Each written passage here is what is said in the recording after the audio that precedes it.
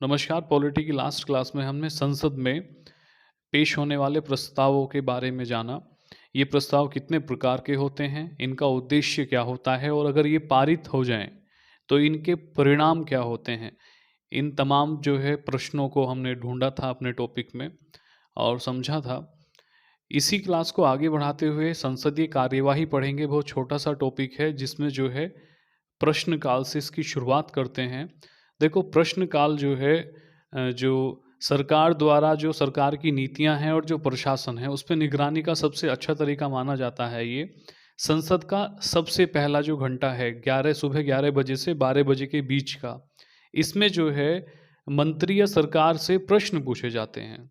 अब ये प्रश्न जो हैं 4 प्रकार के होते हैं वैसे तो, लेकिन हम इन्हें 3 प्रकार से ही पढ़ते हैं। तो हम हेडिंग लगाएंगे संसदीय कार्यवाही में प्रश्नकाल। संसदीय कार्यवाही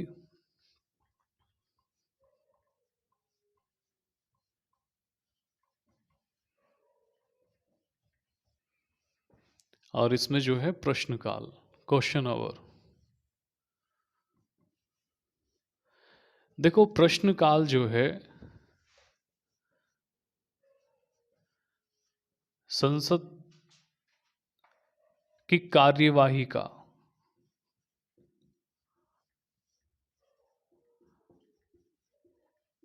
पहला 1 घंटा,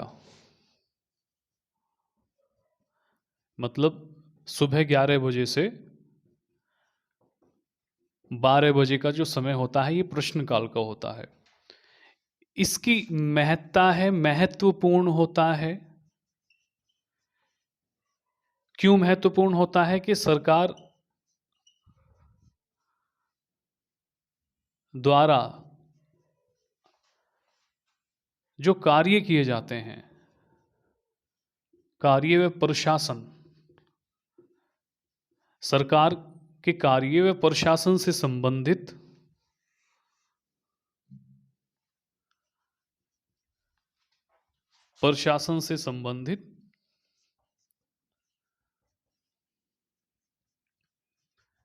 प्रश्न पूछे जाते हैं।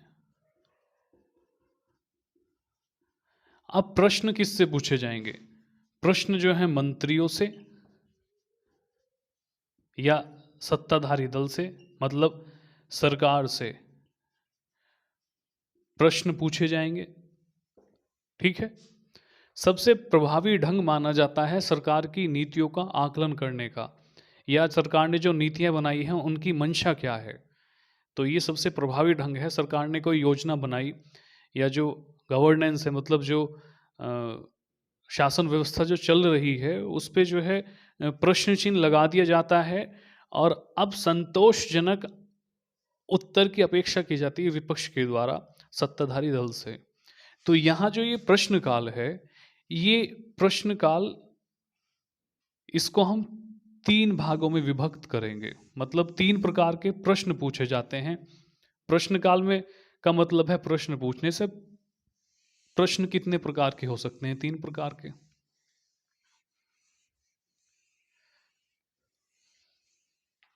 तो सबसे पहला जो प्रकार है प्रश्नों के प्रकार, वो है तारांकित। तारांकित प्रश्न।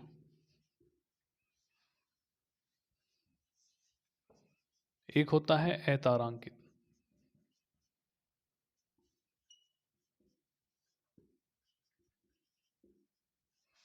एक होता है अल्प सूचना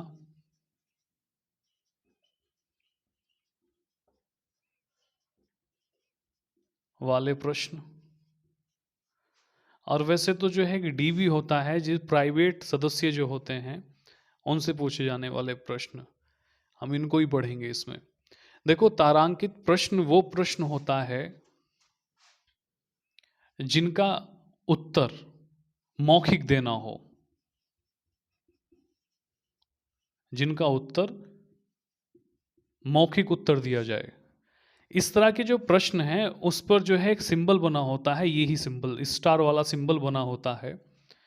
तो इस तरह के प्रश्न जो है मौखिक इनका आंसर दिया जाता है, और अगर दिए गए उत्तर से यानी संतोषजनक उत्तर ना मिलने पर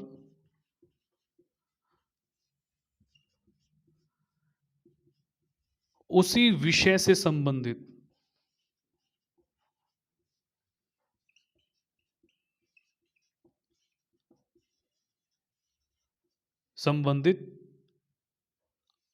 अन्य प्रश्न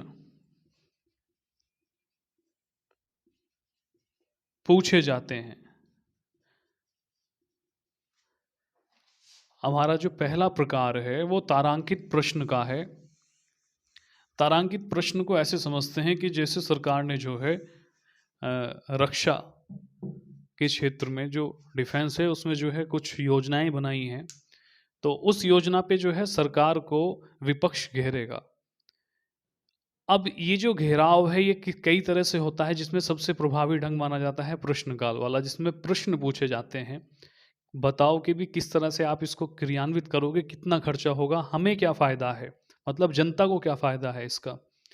तो इस तरह के तमाम प्रश्न पूछे जाते हैं। अब ये प्रश्न जो हैं 3 प्रकार के होते हैं, जिसमें तारांकित हैं, अतारांकित हैं और अल्प सूचना वाले हैं। ये जो तारांकित प्रश्न हैं, इनके जो आंसर हैं वो मौखिक दिए जाते हैं, बोल कर दिए जाते हैं। सामने वाले ने प्रश्न पूछा तो इसका उत्तर जो है ऐसे ही दे दिया।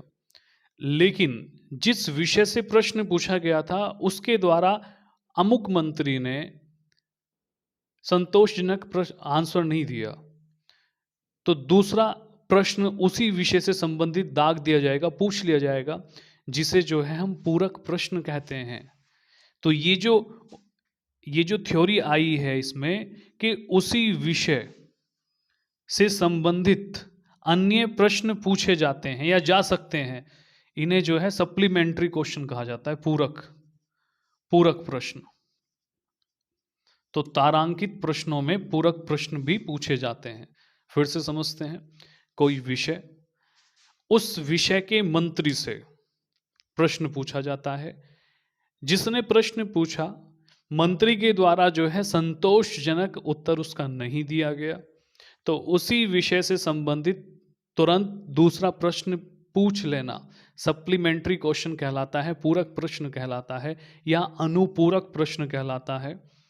तो एक ही बात है, पूरक और अनुपूरक प्रश्न एक ही होते हैं, सप्लीमेंट्री क्वेश्चन होते हैं। तो ये जो है तारांकित प्रश्नों में पूछे जाते हैं। तो हमारा पहला प्रकार इसका हो गया। नंबर नेक्स्ट,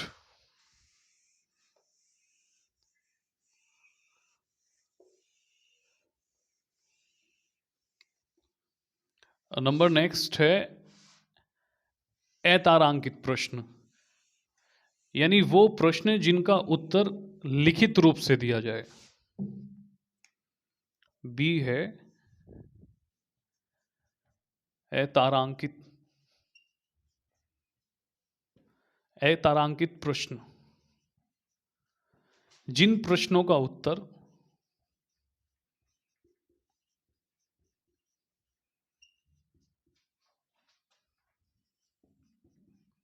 लिखित रूप में दिया जाए।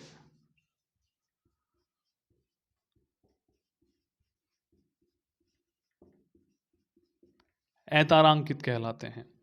अब देखो, जिन प्रश्नों का उत्तर लिखित दिया जाएगा वो तुरंत तो जवाब होगा नहीं उसका, तो इसमें कुछ समय लगता है।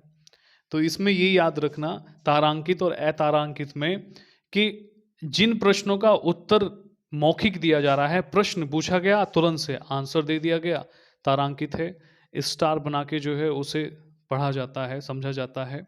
और जिन प्रश्नों का उत्तर लिखित दिया जाता है, मतलब लिख के बताएंगे, तो उन प्रश्नों को अतारांकित कहते हैं। एक जो है तीसरा इसका प्रकार होता है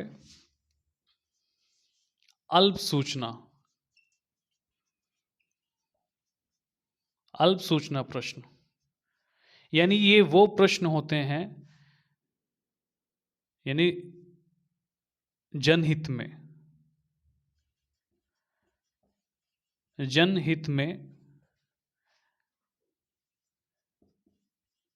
अविलंबकारी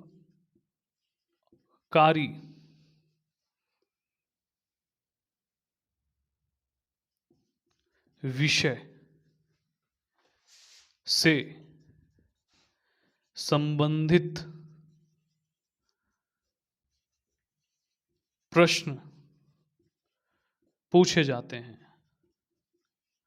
इसको समझना है इसको, इसके द्वारा जो है और बहुत सारी चीज़ें निकलती हैं। देखो, सदन में सरकार के द्वारा सरकार से जो प्रश्न पूछे जाते हैं वो ऐसे ही नहीं है कि कोई भी विपक्ष वाला आएगा और सरकार से कहेगा कि बताओ आपने इस पे जो है क्या काम किया, इस योजना पे काम किया है या नहीं किया है। ऐसा नहीं होता है। देखो, सदन का जो सचिवालय है उसको जो है 15 दिन पहले नोटिस दिया जाता है, बताया जाता है कि हम इस विषय पे और इस विषय के जो मंत्री हैं, अमुक मंत्री से हम ये प्रश्न पूछना चाहते हैं। वो प्रश्न का जो यानी विषय बताए जाएंगे और कौन कौन से प्रश्न हैं वो बताए जाएंगे, और 15 दिन बाद जो है वो प्रश्न पूछे जाते हैं। तो ऐसा नहीं होता है कि भी डायरेक्ट गए और प्रश्न पूछ डाले। सब कुछ जो है व्यवस्थित ढंग से होता है। एक प्रश्न ऐसा होता है कि जनहित में और कुछ ऐसा विषय है जिस पे अविलंब जो है आंसर चाहिए, तो उसके लिए जो नोटिस का 15 दिन है उसकी अवधि 10 दिन या 10 से कम दिन की हो जाती है। यानी वो प्रश्न जिनकी अवधि 10 दिन का नोटिस हो, जिन क्वेश्चनों को पूछने के लिए, या 10 से कम दिन का नोटिस दिया जाए सचिवालय को, उनको अल्प सूचना वाले कहा जाता है। तो कहने का मतलब ये है, मुद्दा जो है कितना भी गंभीर हो, कैसा भी विषय हो, अगर उस पे बहुत जल्द से जल्द आंसर चाहते हैं विपक्ष वाले या सदस्य लोकसभा या राज्यसभा के उस संबंधित मंत्री से, तो उन्हें 10 दिन का नोटिस तो देना ही होगा। तो इसमें ये बात याद रखना कि जो प्रश्न पूछे जाते हैं वो प्रश्न जो है सदन सचिवालय को, उन प्रश्नों का सदन सचिवालय को 15 दिन का नोटिस दिया जाता है। और अगर कोई ऐसा विषय है जिसमें देरी नहीं की जा सकती, अविलंबकारी विषय जनहित में, तो उसके लिए 10 दिन या 10 से कम दिन का जो समय है वो दिया जाता है। नोटिस जारी किया जाएगा, प्रश्न बताए जाएंगे और फिर जो है ये प्रश्न पूछे जाएंगे। तो इस तरह से जो है ये प्रश्नों का सिलसिला चलता है। उसके बाद इसमें एक छोटा सा और है, उसको और पढ़ते हैं और हमारी ये क्लास खत्म हो जाएगी। तो इसमें जो है हम पढ़ेंगे शून्यकाल। देखो, शून्यकाल भारत की देन है और शून्यकाल का जो समय होता है वो 12 बजे से 1 बजे के बीच का होता है। इसमें बिना किसी पूर्व सूचना के, बिना किसी पूर्व सूचना के सदस्यों द्वारा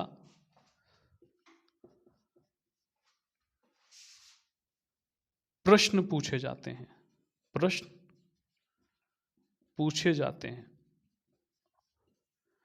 तो इसका नामकरण कहा जाता है कि प्रेस ने दिया है।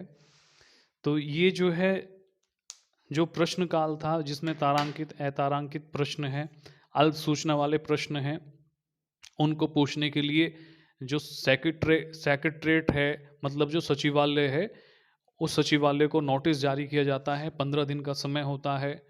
और कोई ऐसा विषय है जिस पे बहुत जल्द उस पे जो है आंसर चाहते हैं सदस्य विपक्ष वाले, तो उसके लिए जो है कम से कम 10 दिन का नोटिस या 10 से कम दिन का नोटिस जो है दिया जाता है और उसके बाद जो है प्रश्न पूछे जाते हैं। लेकिन शून्यकाल का ये होता है कि बिना किसी पूर्व सूचना के प्रश्न पूछ ले जाते हैं मंत्री से, सरकार से, और इनका आंसर दिया जाना है या नहीं दिया जाना है वो निर्भर करता है सामने वाले व्यक्ति पर, वो देना चाहता है नहीं देना चाहता है। तो अगर सरकार को घेरा जाएगा तो प्रश्नों के आंसर भी मिलते हैं इसमें। तो इसमें जो है प्रश्नकाल, तारांकित प्रश्न, अतारांकित अल्प सूचना और शून्यकाल हमने पढ़ लिया। इसमें आज इतना ही पढ़ेंगे। नमस्कार।